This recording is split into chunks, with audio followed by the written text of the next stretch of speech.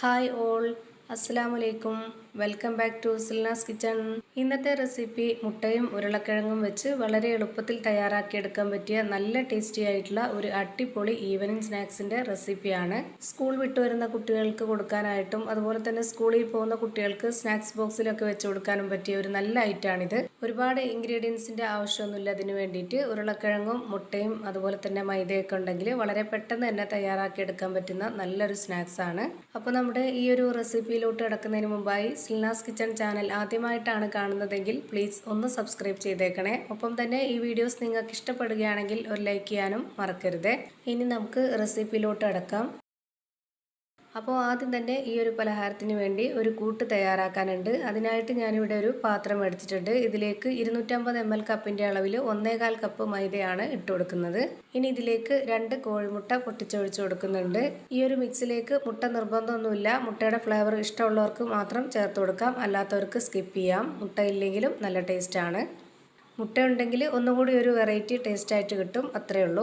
ഇനിയിപ്പോൾ ഇതിലേക്ക് എരിവിന് വേണ്ടിയിട്ട് 1 സ്പൂൺ അളവിൽ മുളക് പൊടിയും 1/4 സ്പൂൺ അളവിൽ മഞ്ഞൾപ്പൊടിയും ഗരം മസാലപ്പൊടിയും കൂടെ ചേർത്ത് കൊടുക്കുന്നുണ്ട്.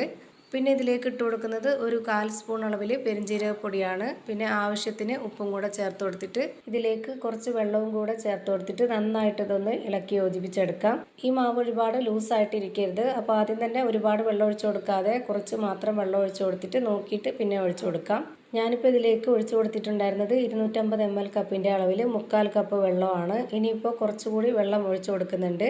ഇപ്പോൾ മൊത്തം ഇതിലേക്ക് വേണ്ടി വന്നിട്ടുള്ളത് 250 ml കപ്പിൻ്റെ അളവിൽ 1 കപ്പ് വെള്ളമാണ്.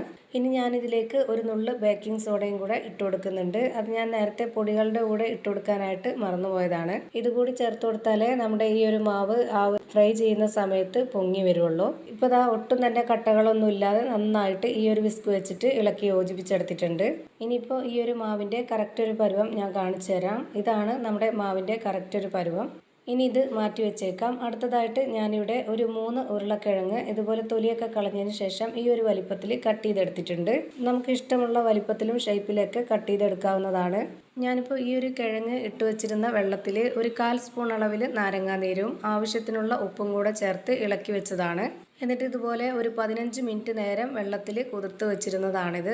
അപ്പോൾ ഈ ഒരു കിഴങ്ങിൽ ഉപ്പിൻ്റെയും നാരങ്ങാനീരിൻ്റെയൊക്കെ ആ ഒരു ടേസ്റ്റ് പിടിച്ച് കിട്ടും. ഇനിയിപ്പോൾ നാരങ്ങാനീര് ഇല്ലാന്നുണ്ടെങ്കിൽ 1/4 സ്പൂൺ അളവിൽ വിനാഗിരി ഒഴിച്ചു കൊടുത്താലും മതി. ഇനി അടുത്തതായിട്ട് ഈ ഒരു ഉരുളക്കിഴങ്ങ് നമ്മൾ നേരത്തെ തയ്യാറാക്കി വെച്ചിട്ടുള്ള ആ ഒരു മാവിലേക്ക് ഇട്ട് കൊടുത്തിട്ട് നന്നായിട്ടൊന്ന് ഇളക്കി വെക്കാം. എന്നിട്ട് ഈ മാവും കിഴങ്ങുമായിട്ട് നല്ല പോലെ ഇതുപോലെ ഇളക്കി കൊടുത്തിട്ട് ഒരു 2 മിനിറ്റ് നേരം ഒന്ന് റെസ്റ്റ് ചെയ്യാനായിട്ട് വെച്ചിരിക്കുക. അപ്പോൾ നമുക്ക് ഒന്നുകൂടി നല്ല ടേസ്റ്റ് ആയിട്ട് കിട്ടും.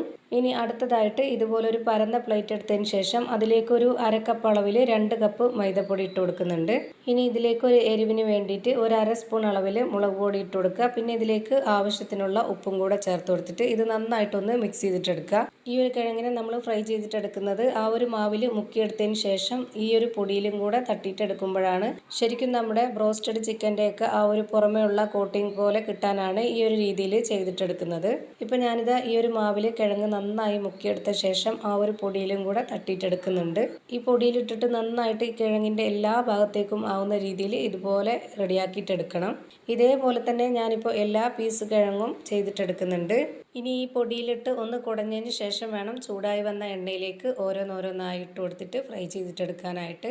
ഇനി നമുക്കിത് ഒരുപാട് ഫ്ലെയിം കൂട്ടി വെക്കണ്ട. അപ്പോൾ അകമൊന്നും വേവാതെ പെട്ടെന്ന് തന്നെ കരിഞ്ഞു പോകും. അതുകൊണ്ട് ഒരു മീഡിയം ഫ്ലെയിമിലിട്ടിട്ട് വേണം ഇത് വേവിച്ചെടുക്കാനായിട്ട്.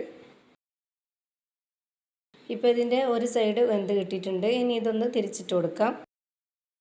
ഒരുപാട് സമയമൊന്നും വേണ്ടി വരില്ല. വളരെ പെട്ടെന്ന് തന്നെ എല്ലാം വെന്ത് റെഡിയായി കിട്ടും. ഇപ്പോൾ ഇതിൻ്റെ 2 സൈഡും വെന്ത് കിട്ടിയിട്ടുണ്ട്. ഇനി നമുക്ക് കുറച്ചായിട്ട് ഇത് എണ്ണയിൽ നിന്ന് കോരി മാറ്റാം.